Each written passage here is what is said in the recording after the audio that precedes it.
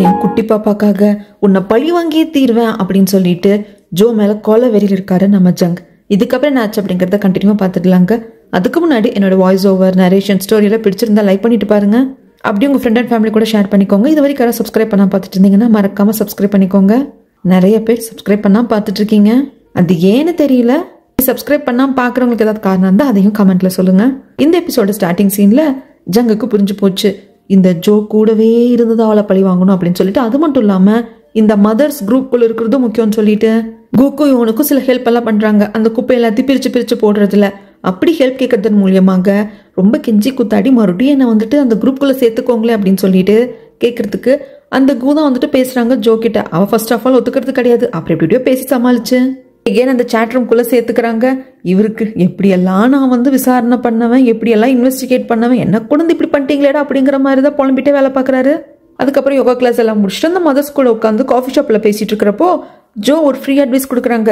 எப்பவுமே டக்கு டக்குன்னு ஒரு இடத்துல இருந்து வந்துடக்கூடாது, பின்னாடி நம்மளுக்கு அது தேவைப்படும் அப்படிங்கிற சமயோஜித புத்தி இருக்கணும் அப்படின்னு சொல்லிட்டு அட்வைஸ் கொடுக்க தேங்க்யூ ஜோ அப்படின்னு ஜங் சொல்றாங்க. அந்த சமயத்துல அப்போ இந்த காஃபி நீங்களே குடிச்சிருங்க அப்படிங்கிறாங்க. என்னடான்னு பார்த்தா இவங்க ரெஸ்ட் ரூம் போயிட்டு வந்திருப்பாங்க. அப்போ இவர் தான் இவங்க எல்லாருக்கும் சேர்த்து 4 காஃபி எடுத்து வந்திருப்பாங்க, இவருக்கும் சேர்த்து. அதுல ஜோக்கு குடுக்குற காஃபில மட்டும் எச்சுட்டு போயிட்டு வந்திருப்பாரு. அதை ஜோ பார்த்துருந்துருப்பாங்க. அதனாலதான் அதுவே குடிக்க சொல்றதுக்கு இவரு குடிச்சு காட்டுறாரு. ஆக்சுவலா இவர் துப்பவெல்லாம் இல்லைங்க, வேணுக்கும்னே ஜோ பாக்குறா அப்படிங்கிறதுக்காக பவுலா பண்ணியிருந்திருப்பாங்க. அதுக்கப்புறமாக ஒரு டயப்பர் கம்பெனி வந்துட்டு குழந்தைங்களை வச்சு ஆட் பண்ணுவாங்க இல்லையா, அந்த மாதிரி ஆடுக்காக 3 குழந்தைங்களை செலக்ட் பண்ணியிருப்பாங்க. இன்னும் 2-3 குழந்தைங்களா இருந்தாலும் அவங்களும் ஆட் பண்ணிக்கலாம். அதுல ஒன்று ஜோவோட குழந்தை, குவோட குழந்தை, யோனோட குழந்தை. இப்படி இந்த கம்பெனியோட ஆடுக்கு இந்த குழந்தைங்கள்லாம் மாடலா இருக்கிறது மூலியமாக இவங்களுக்கு அந்த டயப்பர்லாம் வந்துட்டு கொஞ்சம் கம்மியான காஸ்ட்ல கிடைக்கும். அப்பப்போ இந்த மாதிரி ஆடெல்லாம் பண்ணிட்டு தான் இருப்பாங்க. இந்த வாட்டி தன்னோட குட்டி பாப்பாவும் இருக்கணும் அப்படின்னு சொல்லிட்டு ஜங் நினைக்கிறாங்க. இதுல என்ன கொடுமைன்னா எப்பவுமே ஜோவோட குழந்தை தான் சென்டர்ல இருக்கணுமா, சென்டர் ஆஃப் அட்ராக்ஷன்ல இருக்கணுமா, அந்த குழந்தைய தான் பாயிண்ட் பண்ண மாதிரி இருக்கணும் அப்படின்ட்டு ஜோ எப்பவுமே பார்த்துப்பாலாம். ஜோ தான் இந்த மதர் கேங்கோட பிரசிடென்ட் அப்படிங்கிறதுனால மற்றவங்களும் சும்மா இருந்துருவாங்க.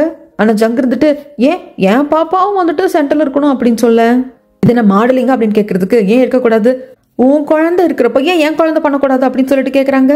இங்கிருந்து இந்த எபிசோடோட போட்டோ இதுதாங்க. இது புரியல உங்களுக்கு, ஆனா போக போக புரியும். வீட்டுக்கு வந்ததுக்கு அப்புறமாக மீன் கேட்குறாங்க, பேசாம குழந்தை வளர்க்கறத விட்டுட்டு எதுக்கு இந்த வாய்ச்சவட எல்லாம் விட்டு வந்துடுற, எதுக்கு இப்போ இந்த சவால் எல்லாம் வேணும் அப்படின்னு சொல்லிட்டு கேட்குறாங்க. அதெல்லாம் இல்லை, நான் பண்ணியே தீரும் அப்படின்னு சொல்லிட்டு அடம் பிடிக்கிறாரு. அது மட்டும் இல்லாம தனியா குழந்தைய வச்சு பார்த்துக்க முடியாது அப்படிங்கிறதுனால தான் மின் கூட சேர்ந்து 2 பேருமே சேர்ந்து இந்த அப்பார்ட்மெண்ட்டுக்கு மூவ் ஆகி வந்திருப்பாங்க. மின் கூட இருந்துக்கிட்டா அப்படின்னா குழந்தைய வச்சு பார்க்கறதுல சௌரியமா இருக்கும்னு சொல்லிட்டு. ஆனா மின் குழந்தைய பார்க்கறதுல ஹெல்ப்பே பண்றதுல அவர் பாட்டுக்கு அவர் லைஃபை வாழ்ந்துட்டு இருப்பாரு. எப்ப பார்த்தாலும் நைட் ஆனா வெளியே போயிடு, குழந்தைய நானே தான் பார்த்துக்க வேண்டியதாக இருக்கு, உன் கூட தங்கன்னா ஹெல்ப் கிடைக்கும்னு பார்த்தா இப்படி பண்ணிட்டு இருக்கேன் அப்படின்னு சொல்லிட்டு இவங்க 2 பேரும் சண்டை பிடிச்சிட்டு இருக்கிறப்போ வெளியே காலிங் பெல் பிரஸ் பண்ண சவுண்ட் கேட்குது. கதவை ஓப்பன் பண்ணி பார்த்தா ஒரு பாட்டிமா கண்ணுக்கு எதோ ட்ராப் போடுற மாதிரி நின்றுட்டு இருக்காங்க. யாரு என்னன்னு தெரியல, மின் தான் ஓப்பன் பண்ணியிருப்பாரு. பார்த்துட்டு யாரு என்னன்னு பின்னாடி கேட்பாரா ஜங். அந்த சாக்குல திரும்புறப்போ இந்த பாட்டிமா அந்த டிராப் எடுத்து அப்படியே கண்ணுக்கு கீழே தடவிக்கிறாங்க, அழுகிற மாதிரி செட் பண்ணிக்கிறாங்க. ஜோ என் தங்க குழந்தை, என் பேத்தி அப்படின்னு சொல்லிட்டு உள்ள ஓடி வராங்க. பார்த்தா இந்த குட்டி பாப்பாவோட அப்பாவோட அம்மா தான் இவங்க. ஃபினர்ல இவங்களை பார்த்த ஞாபகம் ஜங்குக்கு இருக்கும். வந்தவங்க ஏதோ ப்ரேயர்லாம் பண்றாங்க, குழந்தைய வந்துட்டு கண்ணே மணின்னு கொஞ்சிக்கிட்டே இருக்காங்க. மின்னுக்கு என்னமோ அந்த பாட்டிமா மேல ஒரு டவுட் வந்துகிட்டே இருக்கு, ஏதோ சரியா படல அப்படின்னு சொல்லிட்டு தோணுது. நான் வந்து தப்பு பண்ணிட்டேன், என் பேத்தியை நான் தான் வச்சு பார்த்துட்டு இருந்திருக்கணும், இப்படி ஸ்ட்ரேஞ்சர் வீட்டில் விட்டுட்டேனே அப்படிங்கிறப்போ இல்லைங்கம்மா, நான் வந்து அவளோட சொந்த தாய் மாமா அப்படிங்கிறப்போ என்னதான் இருந்தாலும் தாத்தா பாட்டிங்க தானப்பா முன்னுரிமை அப்படிங்கிறாங்க. சரி பாசத்துல பேசுறாங்க அப்படின்னு சொல்லிட்டு விட்டுடுறாங்க. அப்பா மேல உங்களுக்கு அவ்வளோ பாசமா அப்படின்னு சொல்லிட்டு மின் கேட்கறப்ப கூட ஆமா நான் டெய்லியே பையன் வீட்டுக்கு போவேன், குழந்தை தூக்கி தூக்கி வச்சு விளையாண்டுப்பேன், எப்பவுமே என்கிட்ட தான் இருப்பா அப்படின்னு சொல்லிட்டு என் பேத்திக்காக நானே என் கையால ஸ்வெட்டர் பின்னி கொண்டிருக்கேன், அதுல கூட அவன் பேரை வந்து பின்னிருக்கேன் பாருங்களேன் அப்படின்னு சொல்லி காட்டுறப்போ குழந்தையோட பேர் வந்து ஸ்பெல்லிங் மிஸ்டேக்கோட இருக்கு. அதை ஜங்கு நோட்டீஸ் பண்றாங்க. ஆனா மின் ஃப்ராங்காவே கேட்டுடுறாங்க, பேத்தின்னு உயிரை விடுறீங்க, குழந்தையோட நேம் ஸ்பெல்லிங் மிஸ்டேக்கா இருக்கு அப்படிங்கிறப்போ அஜிஜோ நான் இப்போ உடனே கிளம்பணும், நான் வீட்டுக்கு போய் உடனே என் பையனையும் என் மருமகளையும் நினைச்சு நான் வந்து ப்ரேயர் பண்ணணும், நாளைக்கு வந்து பார்க்குறப்ப அப்படின்ட்டு எழுந்து போயிடுறாங்க. போனதும் மின் சொல்லுவாங்க, எனக்கு என்னமோ இவங்க மேலே வந்துட்டு ரொம்ப டவுட்டாக இருக்கு ஜங், பார்த்துக்கோ அப்படின்ட்டு. அதெல்லாம் இருக்கட்டும், இன்னைக்கு நைட் நீ வெளியே போகக்கூடாது, நீ தான் குழந்தைய பார்த்துக்கணும் அப்படின்னு சொல்ற சமயத்தில் இங்கே சோனா அவங்க பையன் கூட சண்டை போட்டுட்டு இருக்காங்க. அம்மாவோட இன்னர்ஸ் எடுத்துட்டு அந்த பையன் தலையில போட்டு ஆட, பையனை பழி வாங்குறேன் டீச் பண்றேங்கிற பேர்ல அந்த பையனோட இன்னர்ஸ் எடுத்துட்டு இவங்க தலையில போட்டு அடிச்சு பிடிச்சி விளையாண்டுருக்காங்க. கடைசியில் கீழே விழுறப்போ இவங்க கான்டாக்ட் லென்ஸ் கீழே விழுந்துருது. விஷன் ஒரே பிளர்ரா இருக்கு, எங்கடா கான்டாக்ட் லென்ஸ் விழுதுன்னு தேடிட்டே இருக்கிறப்போ கரெக்டா நம்ம ஜங்கோட வீட்டுக்கு மட்டும் விழுந்திருப்பாங்க. கதவை திறந்ததும் தலையில டம்முன்னு அடிச்சிருது.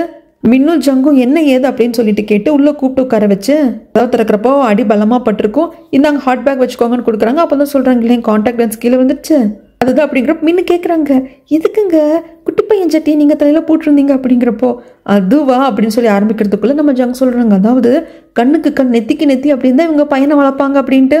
மின் அடிக்கடி குறுக்கால பேச இது நம்ம ஜங்குக்கு டிஸ்டர்பாக இருக்குது.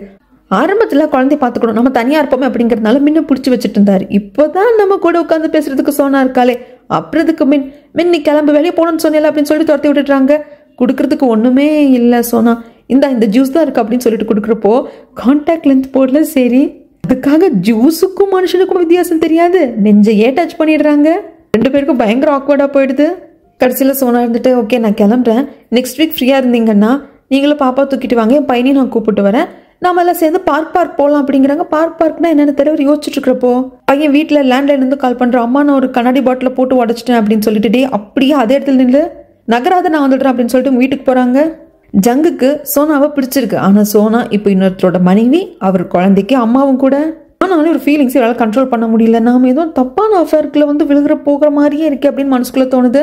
அடுத்த நாள் யோகா கிளாஸ் எல்லாம் முடிச்சுட்டு காஃபி ஷாப்பில் உட்காந்து மற்ற மதர்ஸோட பேசிட்டு இருக்கப்போ கு சொல்லுவாங்க ஒரு வெப்சைட் இருக்கா, அதுல அவங்க லவ் ஃபீலிங் எல்லாம் அந்த ஸ்டோரியா எழுதுவாங்களாம். குழந்தை பார்த்துக்கிறதுக்காக வீட்லயே இருக்கேன், டிராமா மூவின்னு எல்லாம் பார்த்து போர் அடிச்சிடும், ஆனா அந்த வெப்சைட் நீங்க பாருங்களே செம்மையா இருக்கும் அப்படின்னு சொல்லிட்டு அந்த வெப்சைட் பேரையும் சொல்றாங்க. ஜங்கு எல்லாத்தையும் காதுல வாங்கிட்டு தான் இருக்காரு. அதுக்கப்புறம் இந்த காஃபி ஷாப்புக்கு அந்த டயப்பர் கம்பெனில இருந்துட்டு அந்த ஆட் ஷூட் பண்ணுவாங்க இல்லையா, அந்த பர்சன் வராங்க. எல்லா குழந்தைங்களும் ஒரே மாதிரி ட்ரெஸ் போட்டிருக்கணும் இல்லையா, அந்த கலர்ஸ் எல்லாம் சொல்லிட்டு இருக்காங்க.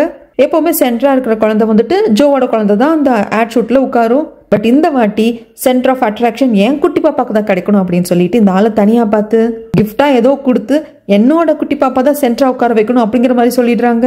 அதுக்கப்புறமாக ஜங் வீட்டுக்கு வந்துடுறாரு, குழந்தையும் தூங்கிடுச்சு. இப்பெல்லாம் குழந்தை நல்லா தூங்குறதுனால இவருக்கு நிறைய டைம் இருக்கு, போரும் அடிக்குதா. அப்பதான் கூ சொன்னது வெப்சைட் ஞாபகம் வருது. அதை ஓப்பன் பண்ணி பார்த்தா ஒரு ஐடி சான்னு இருக்குது. என்ன இந்த ஐடி சான்னு இருக்கு அப்படின்னு யோசிச்சு பார்த்தா தான் தெரிய வருது 14 வருஷத்துக்கு முன்னாடி சொல்லியிருக்கேன் இல்லையா சோனாவுக்கும் ஜங்குக்கும் ஒரு காதல் கதை இருக்குன்னு சொல்லிட்டு, அந்த சமயத்துல இவர் சாச்சா அப்படின்னு சொல்லிட்டு ஏதோ ஒரு பாட்டு மாதிரி பாடியிருப்பாரு. அது மற்றவங்களுக்கெல்லாம் பிடிச்சிருக்காது, ஆனா சோனாவுக்கு பிடிச்சிருக்கும். ஒருவேளை இது சோனாவோட ஐடியா இருக்குமோ அப்படின்னு சொல்லிட்டு உள்ள ஓப்பன் பண்ணி பார்த்தா கிட்டத்தட்ட கதையெல்லாம் ஒரே மாதிரி தான் இருக்கு. 14 வருடங்கள் கழித்து நான் அவரை சந்தித்தேன் அப்படிங்கிற மாதிரி கதை ஆரம்பிக்குது. ஆல்ரெடி எனக்கு கல்யாணமாயி பையன் இருக்கான், பட் இருந்தாலும் அவரை பார்த்ததும் அவர் கூட எனக்கு இருக்கணும் போல இருக்கு, அதனால ஃப்ரீயா இருக்கிறப்போ பார்க் போலாமான்னு அவர்கிட்ட கேட்டிருக்கேன் அப்படின்னு அதில் எழுதியிருக்கு. இது எல்லாமே சோனா ஜங்கு கிட்ட பேசுனது தானே. அதெல்லாத்தையும் யோசிச்சு பார்த்துட்டு அப்போ அவருக்கு என்ன மைண்ட் ரெஜிஸ்டர் ஆயிருக்குன்னா, ஃப்ரீயா இருந்தீங்கன்னா குழந்தைங்களோட பார்க் போகலாம் அப்படின்னு தான் அப்போ சொன்ன மாதிரி இருந்திருக்கும். ஆனால் இப்போ யோசிச்சு பார்க்குறப்பதான் நீங்க ஃப்ரீயா இருந்தா நாம போலான்னு சொன்ன மாதிரி இருக்கு. ஐயோ அது தப்பா போகுதே அப்படின்னு சொல்லிட்டு திக்குன்னு இருக்கு இவருக்கு. இந்த பக்கம் ஜோவோட ஃபேமிலி தான் காட்டுறாங்க. ஹஸ்பண்ட் உட்காந்து ஒர்க் பண்ணிட்டு இருப்பாரு. ஜோக்கு ஒரு பெரிய பொண்ணு இருக்கும், அந்த பொண்ணுக்கு ஒரு 3-4 வயசு இருக்கும். குழந்தைங்களுக்கு தேவையானது எல்லாத்தையுமே ஜோ தான் பார்த்துப்பாங்க. அவங்க ஹஸ்பண்ட் அட்டென்ஷனே கொடுக்க மாட்டாரு. என்னங்க குழந்தை கேட்கறா இல்லையா, ட்ரெஸ் நல்லா இருக்குன்னு பார்த்து சொன்னா என்ன, இதை பாரு அந்த ட்ரெஸ் வாங்கின காசு என்னோட காசு தான், அதில் தான் நீ வாங்கி கொடுத்துருக்க, இதுல கடைசியில் என்னையே குறை சொல்றியா அப்படின்னு சொல்லிட்டு அவர் பாட்டு குறை பார்த்துட்டு இருக்காரு. அதுக்கப்புறமாக அடுத்த நாள் யோகா கிளாஸ் முடிஞ்சுட்டு அந்த காஃபி ஷாப்ல மீட் நடந்துட்டு இருக்கிறப்போ நம்ம ஜோ டைரக்டாக ஜங்க் கிட்ட சொல்லிடுறாங்க, இந்த ஆட் ஷூட்ல நீங்களும் குழந்தையும் கலந்துக்க கூடாதுன்னு சொல்லிட்டு என்ன எதுன்னு கேட்டேன், ஏன்னா நீங்க அவருக்கு லஞ்சம் கொடுத்துருக்கீங்க அப்படின்னு சொல்லிட்டு அந்த மனுஷன் அந்த கிஃப்ட்டை வாங்கிட்டு போட்டோவை எடுத்து அனுப்பிச்சிருந்திருப்பாரு. அதை எல்லாரும் எக்ஸ்போஸ் பண்ணிட ஜங்குக்கு ரொம்ப அவமானமா போயிடுது. என்ன சொல்லி சமாளிக்கிறதுனே தெரியல. அந்த சமயத்துல பாட்டிமா கிட்ட இருந்து கால் வருது, அவங்க வீட்டுக்கு வந்திருப்பாங்க குழந்தைய பாக்குறதுக்காக. அதனால குழந்தைய காட்டுறதுக்காக ஒரு வீட்டுக்கு வந்துடுறாரு. குழந்தைய கொஞ்சம் நேரம் பாத்துக்கிறீங்களா அப்படின்னு சொல்லிட்டு காஃபியில போட்டு கொடுத்துட்டு ஒரே மனசா அந்த வெப்சைட்ல சாச்சான்னு இருக்கக்கூடிய சோனாவோட ஐடியாக்கு நம்ம ரிப்ளை பண்ணிடலாம் அப்படின்னு சொல்லிட்டு, இதை பாரு 14 வருஷத்துக்கு முன்னாடி நம்மளுக்குள்ள இருந்த கதை வேற, இப்ப இருக்கிற கதை வேற, இது இல்லசெட் அஃபரா தான் போய் முடியும், இது தப்பு அப்படின்னு சொல்லிட்டு இவங்க பாட்டுக்கு மெசேஜ் டைப் பண்ணிடுறாரு. அனுப்பலாமா வேண்டாமான்னு யோசிச்சப்போ இல்ல இப்படி மெசேஜ் அனுப்புறதா கரெக்ட், அப்பதான் அவளுக்கு யாருக்கும் தெரிஞ்சு அவமானம் ஏற்படாது அப்படின்னு சொல்லிட்டு அந்த மெசேஜையும் அனுப்பிச்சிடுறாரு. அப்படி அனுப்புற சமயத்துல ஒரு புது மெசேஜ் ஆல்ரெடி அந்த ஐடிக்குள்ள இருக்குது. அதை படிச்சு பார்த்தா இன்னைக்கு நானும் என்னோட 14 வருடத்திற்கு முன்னாள் காதலரும் பார்க் போயிருந்தோம், ஹாப்பியா டைம் ஸ்பெண்ட் பண்ணோம் அப்படின்னு இருக்குது. என்னடா இது, அதான் தப்பு பண்ணிட்டு இருக்கேனா, நான் தப்பான ஐடியா பார்த்துட்டு இருக்கேனா அப்படின்னு சொல்லிட்டு ஒண்ணுமே புரியாம இருக்கிறப்போ ஜங்குக்கு இந்த பக்கம் மின்னோட அந்த காஃபி ஷாப்பை தான் கட்டுறாங்க. ஸோ நான் காஃபி அப்புறம் சில பிஸ்கட்ஸ் எல்லாம் வாங்கிட்டு இருக்கிற சமயத்தில் நான் ஜங்கு கிட்ட கேட்டிருந்தேன், ஃப்ரீயாக இருந்தால் நெக்ஸ்ட் வீக் குழந்தைங்களை கூப்பிட்டு பார்க் போகலான்னு சொல்லிட்டு அவர்கிட்ட இருந்து ரிப்ளையே வரல அப்படிங்கிறாங்க. ஆக்சுவலாக இந்த அம்மா கரெக்டாக தான் கேட்டிருக்கு, குழந்தைங்களை கூப்பிட்டு போகலான்னு தான் சொல்லிட்டு ஜங்கு தான் எல்லாத்தையும் தப்பாக புரிஞ்சுக்கிட்டு தப்பாக வேற ஏதோ ஒரு ஐடிக்கு இவர் இவரோட மெசேஜ் அனுப்பிச்சு வச்சிருக்காரு. இப்போ என்ன பண்ணுறதுன்னு தெரியல. உடனே மின்னுக்கு கால் பண்ணுறாங்க. என்ன பொதுவாக வேற ஒரு ஆர்ட் ஸ்கூல்லையும் என்னமோ தான் வந்துட்டு சோனா ஒர்க் பண்ணிட்டு இருப்பாங்க. அவங்களும் ஒர்க்கு முடிச்சுட்டு வரப்போ மின்னோட காஃபி ஷாப்புக்கு வந்துட்டு ஏதாவது காஃபி குடிச்சிட்டு போகிறது வழக்கம்.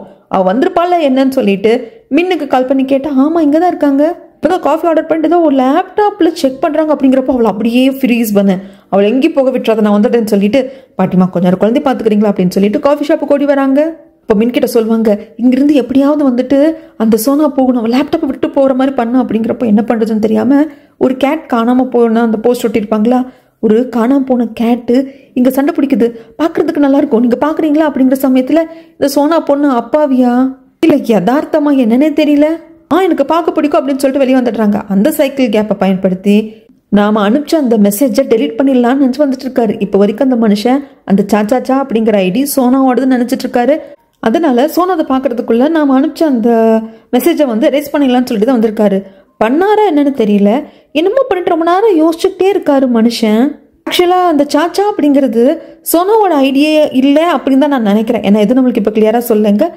சோனா அந்த பக்கம் வர்றதுனால இவர் டக்குன்னு அங்கேருந்து எழுந்து வந்துடுவார். இந்த பக்கம் அந்த டயப்பரோட இது ஆட் ஷூட் இருக்கு இல்லைங்களா, அதுக்காக எல்லாருமே ஜோவோட வீட்டில் தான் இருக்காங்க.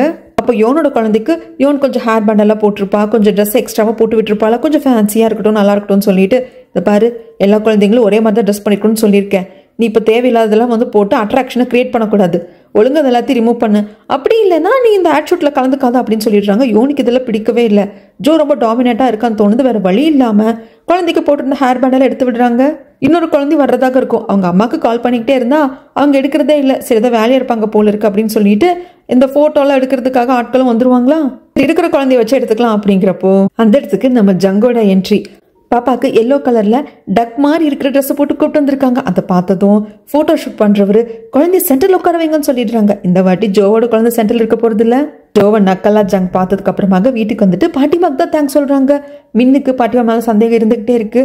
சடனாக அவங்களால எப்படி ட்ரெஸ் ரெடி பண்ண முடிஞ்சது அப்படிங்கிறப்போ நான் வந்து ட்ரெஸ் பிஸ்னஸ் எல்லாம் பண்ணியிருக்கேன்ப்பா, அதனால தான் பாரு என் பேத்தி எவ்வளோ அழகா இருக்கா அப்படின்னு சொல்லி பேசிக்கிட்டே இருக்காங்க. மின்னதுக்கப்புறம் ரூம்குள்ளே போயிடுறாங்க. கொஞ்ச நேரம் 2 பேர் பேசிகிட்டே இருந்துட்டு நான் ரெஸ்ட் ரூம் யூஸ் பண்ணிக்கிட்டுமா அப்படின்னு சொல்லிட்டு ஜங் கிட்ட கேட்டிருப்பாங்க.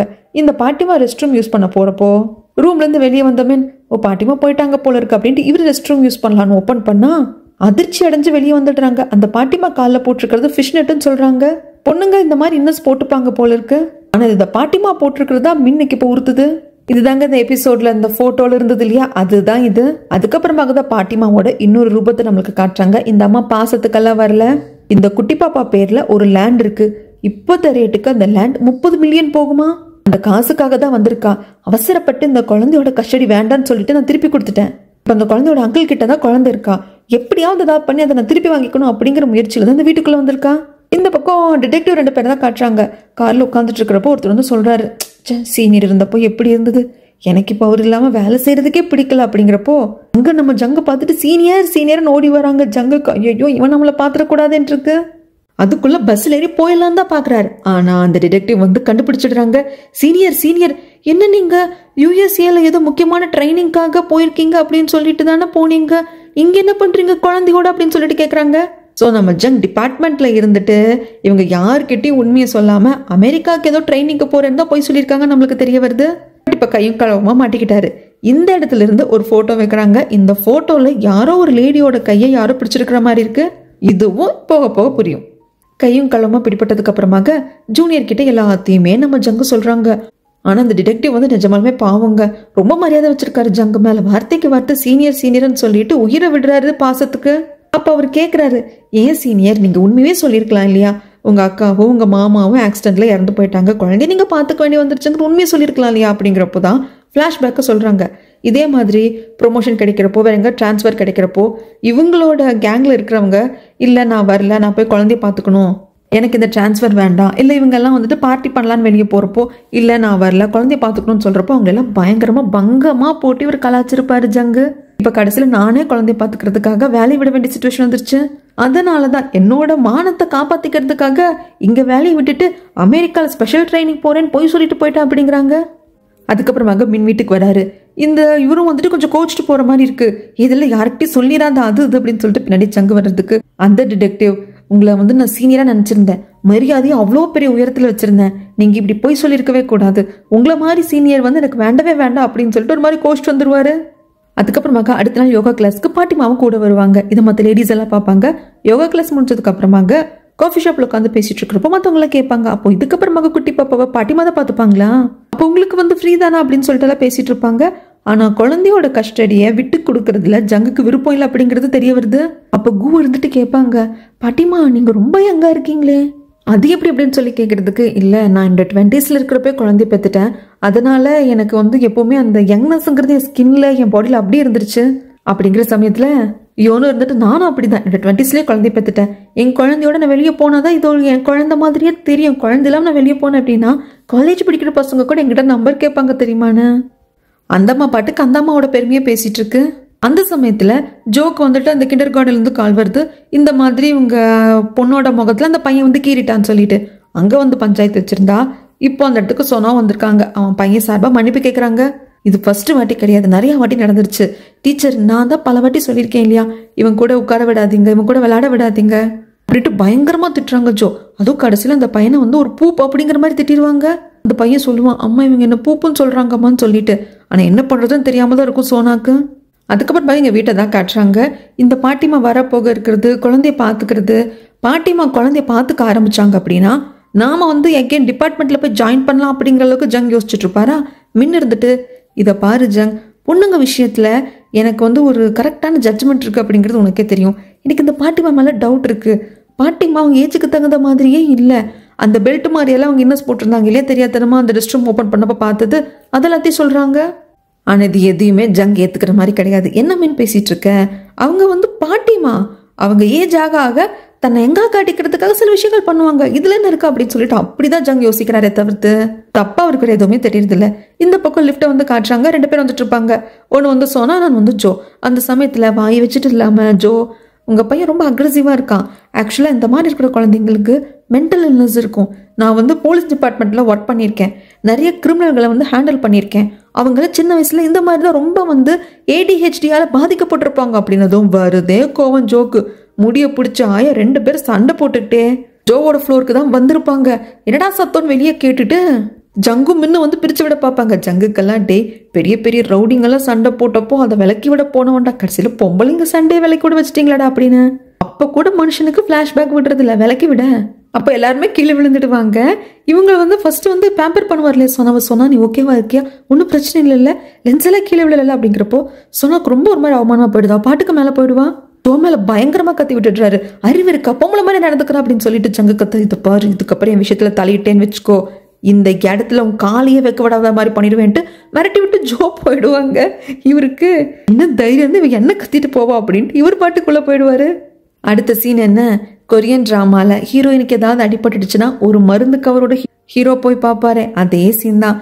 மருந்து கவரை கொடுத்துட்டு, இதை பாரு, நீ எதுக்கும் கவலைப்படாத, உன் பையனை நினைச்சு நீ அதிகமா வரி பண்ணிக்காத, அப்பா பக்கத்துல இல்லாததுனால சில பசங்க இந்த மாதிரி கொஞ்சம் அதிகமா சுட்டித்தனமா இருக்கிறது நார்மல் தான், எனக்கு தெரிஞ்சவங்க அப்பாவை மிஸ் பண்றான் போல இருக்கு அப்படின்னு அட்வைஸ் பண்ணிட்டே இருக்கிறப்போ புரிஞ்சிருச்சு ஜங்கு, ரொம்ப தேங்க்ஸ் அப்படின்னு சொல்லிட்டு போறாங்க. டே ஜங்கு என்னமோ பேசுறடா, என்னமோ போடா அப்படின்னு சொல்லிட்டு வந்துடுறாரு. அடுத்த நாள் காஃபி ஷாப்ல இன்னும் சில மதர்ஸ் எல்லாத்தையும் கூப்பிட்டு உட்கார வச்சு, பக்கத்துல இருக்கிற அந்த கிண்டர் கார்டன்ல என் பொண்ணு படிச்சுட்டு இருக்கா, இந்த சோனாவோட பையன் அடிக்கடி கீறி வைக்கிறான், கடிச்சு வைக்கிறான், அடிச்சிடுறான், அதனால அந்த கிண்டர் கார்டன்ல சோனாவோட பையன் படிக்க கூடாது அப்படின்னு சொல்லிட்டு நம்ம எல்லாம் சேர்ந்து போய் கம்ப்ளைண்ட் பண்ணோம் அப்படிங்கிறப்ப மற்ற மதர்ஸ் எல்லாம், பையங்கன்னா அப்படிதானே இருப்பாங்க, சின்ன பசங்களுக்குள்ள இருக்கிற சண்டையில எதுக்கு இவ்வளவு பெரிய விஷயம் பண்ணும் அப்படின்னு யோசிக்க, இது அந்த இடத்துக்கு சோனா கேட்டுருவாங்க.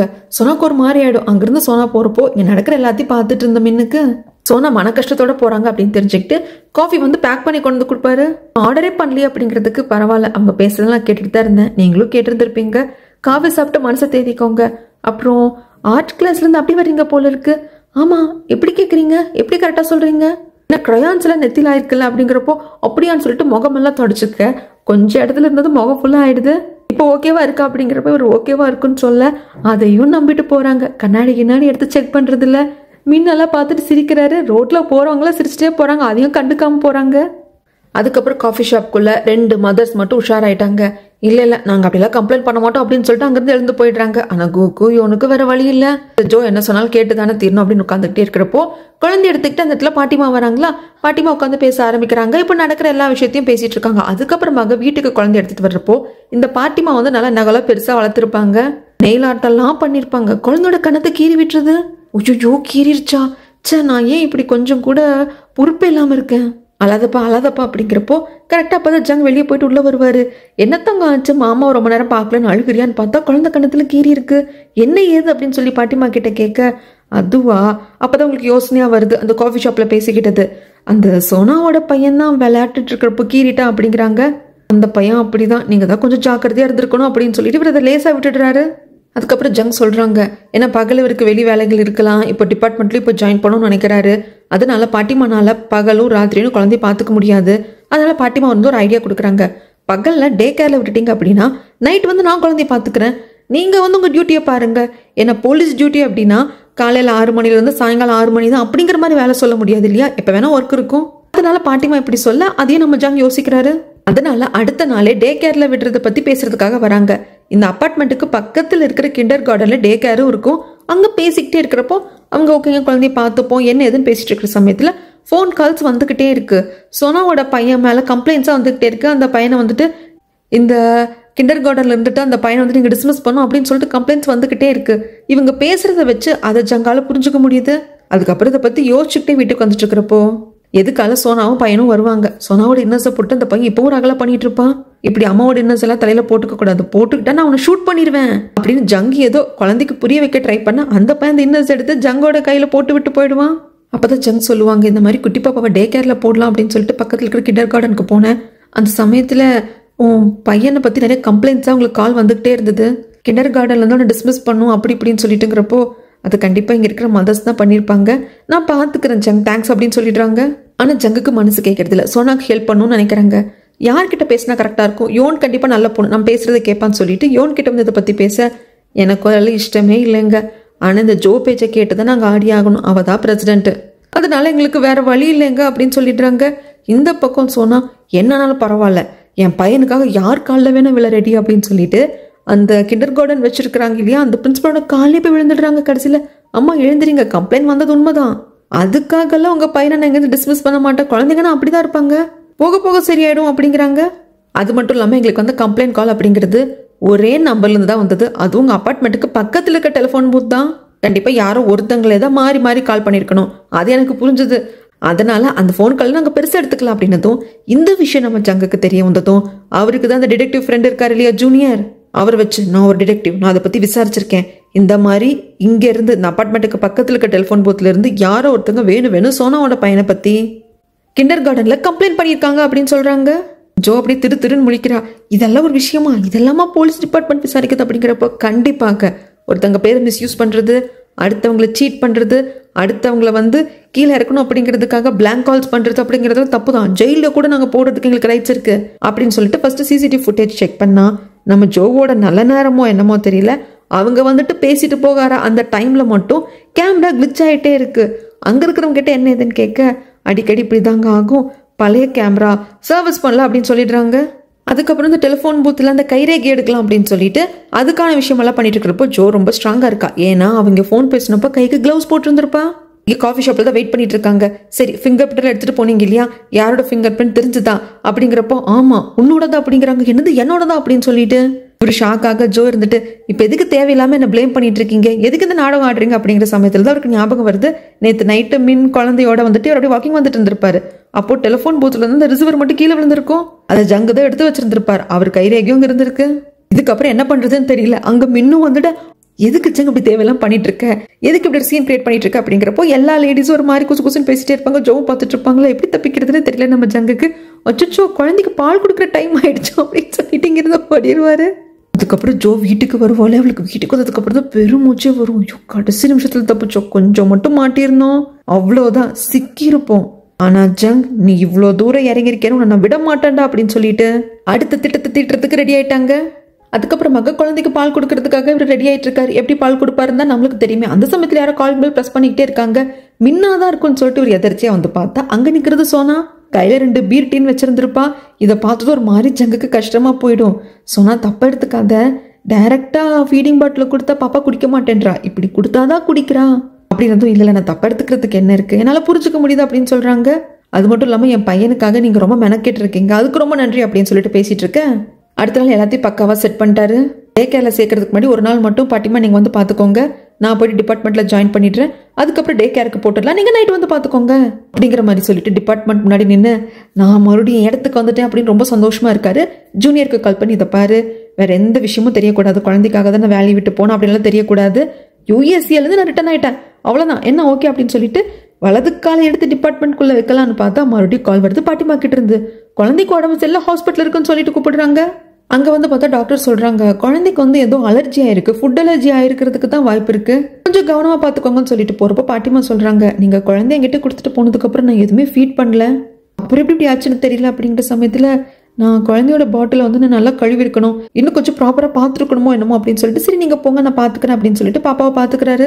ரொம்ப கஷ்டமா இருக்கு, யோ என்னடா தங்கம் இப்படி ஆயிடுச்சு அப்படின்னு சொல்லிட்டு குழந்தை ஒரு மாதிரி நெளிதான் சரி டயப்பரை மாத்தலாம் அப்படிங்கிறப்போ அதுல பாப்பா வந்து பூ போயிருக்கா, அதுல ஒரு சின்ன கல்லு மாதிரி இருக்கு, இதை எப்படி குழந்தை சாப்பிட்டுருப்பா, வாய்ப்பு இல்லையே அப்படிங்கிற மாதிரி யோசிக்கிறப்பதான் இவருக்கு பாட்டிமா மேல சந்தேகம் வருது. குழந்தையோட கன்னத்துல நகத்தால கீறி இருக்கும் இல்லையா, அப்ப கேட்டதுக்கு சோனாவோட குழந்தை தான் கீறிட்டான் அப்படின்னு சொல்லிட்டு சொல்லியிருப்பாங்க.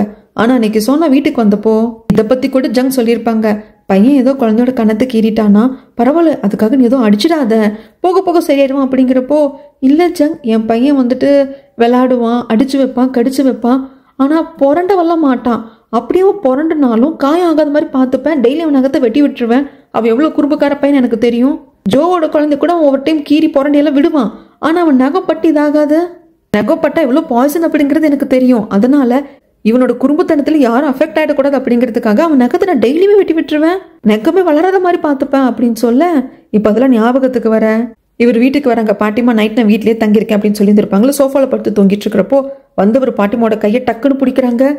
இந்த சீனை தாங்க அந்த போட்டோல நாம பார்த்தோம். பாட்டிமாக்கு என்ன பண்றது ஏது பண்றதுன்னு தெரியல, தம்பி என்னாச்சு ஏதாச்சு அப்படின்னு சொல்லிட்டு கேட்கறதுக்கு குழந்தையோட வயிற்றுல இந்த கல்லு போயிருக்கு, குழந்தை டைப்பர்ல பூ போயிருந்தப்போ இது அப்படியே வந்திருக்கு, இது எப்படி குழந்தையோட வயிற்றுக்குள்ள போயிருக்கும் அப்படின்னா நீங்க நகத்துல நெயில் ஆர்ட் பண்ணிருக்கீங்க இல்ல ஸ்டோன்ஸ் ஒட்டிருக்கீங்க, அதுதான் வயிற்றுக்குள்ள போயிருக்கு. அது மட்டும் இல்லாம குழந்தையோட கண்ணத்தை கீறினது உங்களோட நகம், ஆனா நீங்க சோனாவோட பையனோட நகம்னு போய் சொல்லியிருக்கீங்க, ஏன் சொல்லியிருக்கீங்க அப்படிங்கிறப்ப பாட்டிமா என்ன சொல்றதுன்னு தெரியாம திருன்னு முழிக்க என்னால புரிஞ்சுக்க முடியுது, உண்மை தெரிய வந்தா நான் ஏதோ குழந்தைய பார்க்க விடாம பண்ணிடுவேன் அப்படிங்கறதுனால நீங்க போய் சொல்லியிருக்கீங்க அப்படின்ட்டு அப்படியே பல்டி அடிக்கிறாரு. பாட்டிமா பக்கமா சாதகமா பேசுறாரு. பாட்டிமா இதுதான்டா சாக்கு, இவனே நம்மளுக்கு எடுத்து கொடுத்துட்டான் அப்படின்னு சொல்லிட்டு ஆமாப்பா ஆமா, எனக்கு என் பேத்தியை பார்த்துக்கணும் போல ரொம்ப ஆசையா இருந்தது, ஆனா என்ன பண்றது நான் கவனக்குறைவா இருந்துட்டேன், அது என்னோட தவறு தான், அதுக்காக என் குழந்தைய பார்க்க முடியாம போயிடுமோன்னு வேதனைப்பட்டப்போ அப்படின்னு சொல்லிட்டு பயங்கரமா சீன் போட ஐயோ புரியுதுமா புரியுது, நான் அதுக்காக உங்களை வர வேண்டாம்ல சொல்ல மாட்டேன், நீங்க எதுக்கும் பயப்படாதீங்க, நீங்க குழந்தை மேல எவ்வளவு பாசம் வச்சிருக்கீங்கன்னு எனக்கு தெரியாதா அப்படின்னு சொல்லிட்டு சீனே வேற மாதிரி ஆயிடுது.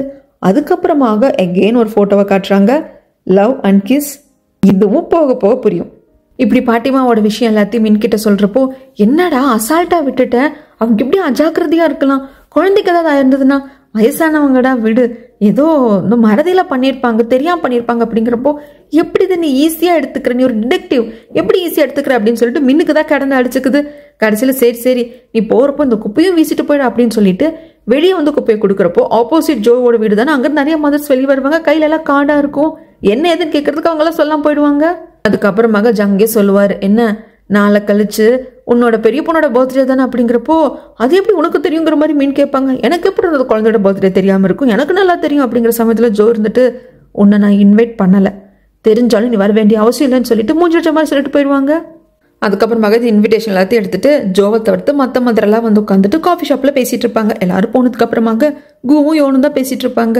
இவர் 2 குழந்தைங்களை வச்சிருக்கா, 2 குழந்தைங்களுக்கு பர்த்டே பார்ட்டி வைப்பா, நாம எல்லாம் ஒத்த புள்ளையா வச்சிருக்கோம், நாம வருஷத்துக்கு 2 கிஃப்ட் கொடுத்தா 1 கிஃப்ட் தான் கொடுப்பா, அது கிஃப்ட் காஸ்ட்லியா இருக்கணும், விலை கம்மியா வாங்கிட்டோம் அப்படின்னா நம்மள மதிக்கவே மாட்டா, குரூப்ல இருந்து தூக்கிடுவா, இல்ல தலை இழுத்து இவ அராஜகம் என்னைக்குதான் ஒழியுமோ அப்படின்னு சொல்லிட்டு யோன் பேசிட்டு இருப்பாங்க. அப்ப மின் வந்துட்டு யாரை பத்தி பேசிட்டு இருக்கீங்க, பர்த்டே பத்தி தானே பேசிட்டு இருக்கீங்க, ஜோவோட பொண்ணுக்கு பர்த்டே உனக்கு எப்படிப்பா தெரியும், இன்வைட் பண்ணாலா, இன்வைட் எல்லாம் பண்ணல, நாங்களா கண்டுபிடிச்சோம், ஜங்குக்கு தெரிஞ்சிச்சு அப்படியே சொன்னாரு நானும் கேட்டுக்கிட்டேன் அப்படிங்கிற சமயத்துல ஆக்சுவலா ஆரம்பத்துல ஜங்குக்கும் ஜோவுக்கும் ஏதோ இல்லசட் அஃபர் இருக்குன்னு நினைச்சோம், ஏன் அப்படி நினைச்சீங்க, அதுவா இந்த அப்பார்ட்மெண்ட்டுக்கு வந்த சமயத்துல அப்படின்னு சொல்லிட்டு இந்த யோன் வந்து திடீர்னு கேட்டிருப்பாங்க இல்லையா, அது எல்லாத்தையும் வச்சு பேசிட்டு இருக்கேன். இந்த பக்கம் ஜங்க தான் காட்டுறாங்க, இந்த ஜோ ரொம்ப ஓவரா தான் பண்றா, சாகுற வரைக்கும் அந்த உண்மையை யார்கிட்ட சொல்ல மாட்டேன் அப்படின்னு சொன்னதுனால என்ன நிஜமாலுமே சாகடிக்க பாக்குற போல இருக்கு அப்படின்னு சொல்லிட்டு அப்படியே மனசுல யோசிச்சுட்டு குழந்தைய கூட்டிட்டு வந்துட்டே இருப்பாரா. அந்த சமயத்துல நடந்து வந்துட்டு இருந்த சோனா டக்குன்னு விழுந்துடுவாங்க தவறி.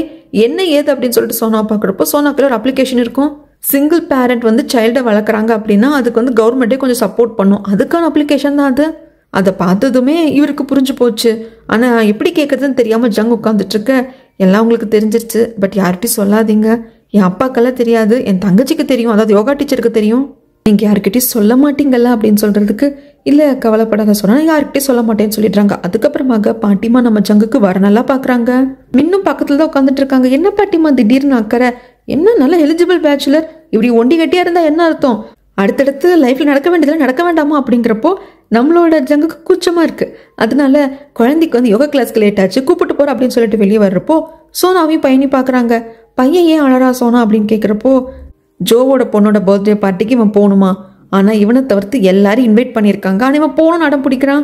சரி சின்ன பையன் தானே நான் கூப்பிட்டு போறேன் அப்படிங்கிறப்போ இல்ல ஜங் வேண்டாம், இவன் எப்படி சேட்டப் பண்ணுவான்னு எனக்கு தெரியும், உனக்கு தான் அவமானம் ஆகும் அப்படிங்கிறப்போ அதெல்லாம் ஒன்றும் பிரச்சனை இல்லை நான் பாத்துக்கிறேன்னு சொல்றாரு. யோகா கிளாஸ்க்காக வர்றப்போ மற்ற மதர்ஸ்கிட்டையும் பேசுறாங்க. பின்னுக்காவே வந்துட்டு ஜோ கிட்டையும் பேச ட்ரை பண்றாங்க. ஜோவெல்லாம் கடுப்பின் உச்சத்துக்கு கோபத்துல அப்படியே போய் கொந்தளிச்சு தள்ளிடுறா. இதை பாரு, அந்த ரூம்குள்ள அன்னைக்கு நடந்தது அன்லக்கியான விஷயம், அது வந்து நம்ம என்னத்தையோ பண்ணி தொலைச்சிட்டோம், அது நடந்து முடிஞ்சிருச்சு. சரி முடிஞ்சிருச்சு ஜோ, நான் தான் யார்கிட்டையும் சொல்ல மாட்டேன்னு சொல்லிட்டேனே, அந்த கலங்கம் உன் மேல வரக்கூடாது அப்படிங்கிறதுக்காகத்தான் நான் ஏதோ தப்பான வீடியோ பார்த்து தப்பா பண்ண போய் டியூட்டில இருந்த சமயத்துல அதை நீ வந்து பார்த்து அடிச்ச மாதிரி மாத்தி விட்டாச்சு இல்லையா, அதனால ஏன் இப்போ அப்படியே இருக்கு அப்படிங்கிற சமயத்துல இப்பவும் ஜோ திட்டி விட்டு போயிடுறாங்க. ஆனா என்ன இதெல்லாத்தையும் மீன் கேட்டுக்கிறாரு. இன்னைக்குன்னா பயங்கர அதிர்ச்சி.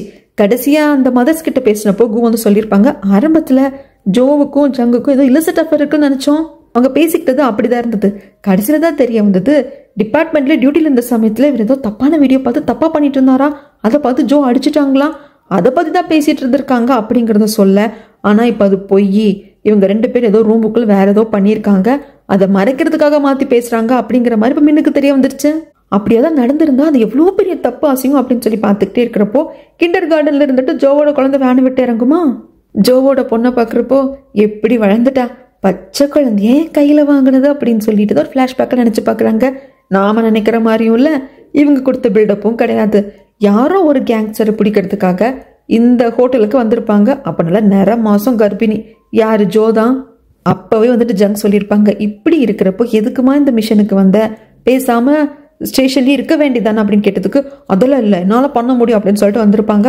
இந்த ஹோட்டலை நடத்துறதே ஒரு பாட்டிமா தான். அந்த பாட்டிமா அவங்க 2 பேரும் பாக்குறப்போ ஹஸ்பண்ட் ஒய்ஃப் மாதிரி சொல்லி வச்சிருந்திருப்பாங்க. எங்க குழந்தைங்க என் ஒய்ஃபுங்க பக்கத்துல சுத்தி பார்க்க வந்தோம், ஒரு நாள் நைட்டு மட்டும் தங்கிக்கிறோம் அப்படின்னு சொல்லிட்டு உள்ள வந்திருப்பாங்க. ஆனா வந்த இடத்துல ஜோக்கு டெலிவரி பெயின் ஆரம்பிச்சிருக்கும். இந்த இடத்துல தான் அந்த கேங்ஸ்டரும் தங்கி இருந்திருப்பான். அவன் கூட இங்கிருந்து போகிறத இவர் பாத்துருவாரு ஜங்கு.